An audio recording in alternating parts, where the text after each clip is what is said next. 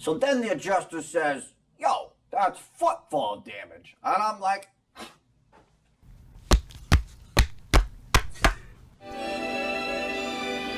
the reality is, if the policy doesn't exclude it as damage, then most open peril policies cover it.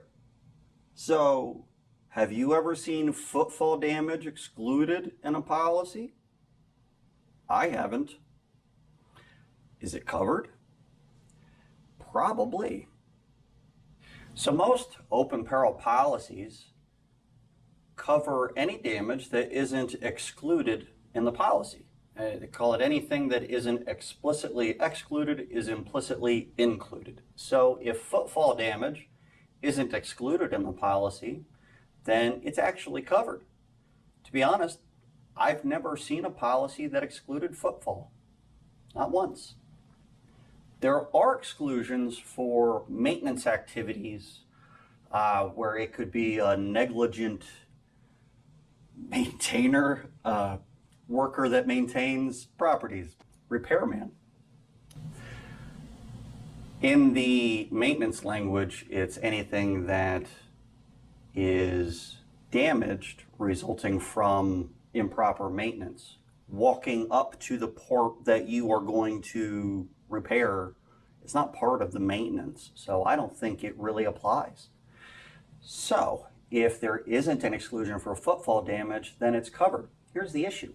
How much footfall damage is there? Yo, I'm walking here.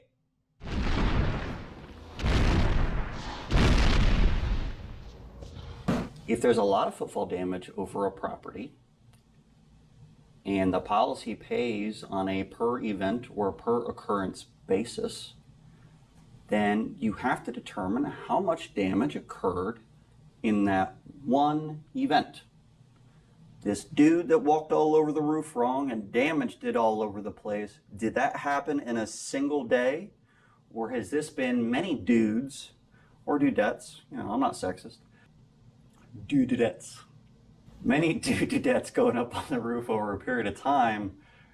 All of that footfall damage would have to be segregated out to individual events.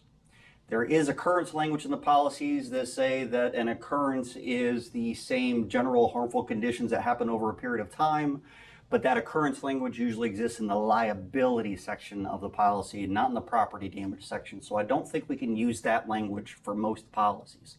So if it's a single event, which we'll assume means a 24-hour period, or they got up on the roof, they did this damage, they did the repair, they got down, or they got up, this footfall damage occurred while they were inspecting it. The engineer got up, damaged all these cedar shake and tile concrete corners, and they got back down. Whatever it is, it's that event, and however many that damaged in that event, that is one claim. And so if there's multiple events, then there's multiple claims. And now it's up to the adjuster to distinguish which damages occurred on which event so that they know what to pay for each event, and then apply another deductible. Sometimes, if there is a discontinued material involved, or if the roof is not repairable in any way, then a small amount of footfall damage can lead to a full roof replacement, or at least a lot of roof replacement. Footfall damage doesn't just happen to roofs. Have you ever put a foot through an attic, right through the drywall in the ceiling? You feel really stupid? I mean, it's happened to me a few times. In this image, you can see that the bottom right-hand corner of this cement tile roof is damaged. And that bottom right-hand corner is exactly where it overlaps onto the tile to its right. So if you step on that bottom right-hand corner, it's very thin in that spot, and you're going to end up breaking that corner. This is typical footfall damage on concrete tile roofs. It looks very similar on clay barrel tile roofs. This is cedar shake that has been damaged by footfall. You can see that a chunk was taken out of it, usually a third or so of the way up. It depends on how it's stepped on, but you can see that it is fresh in the break area. It doesn't look like hail damage because it isn't hail damage. Nothing else could really have caused this, and it being in the middle of the field, it's not likely to have been caused by wind. A lot of times it's the very thin shakes or the ones that are cupped and warped that get damaged from footfall. Asphalt shingled roofs get damaged by footfall too. It's usually in the areas where people would get up and try to get to the ridge safely. So you'll find it in valleys or in low slope areas where there's a lot more foot traffic in those areas than anywhere else.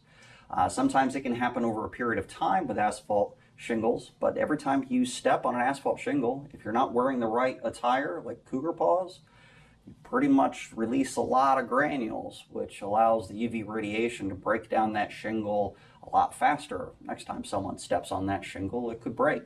So you have some functional damage every time you step on it, even if it doesn't look like it at that moment.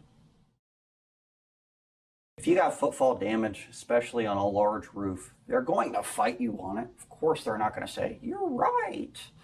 We'll pay for the entire thing because of this damaged thing that you stepped on."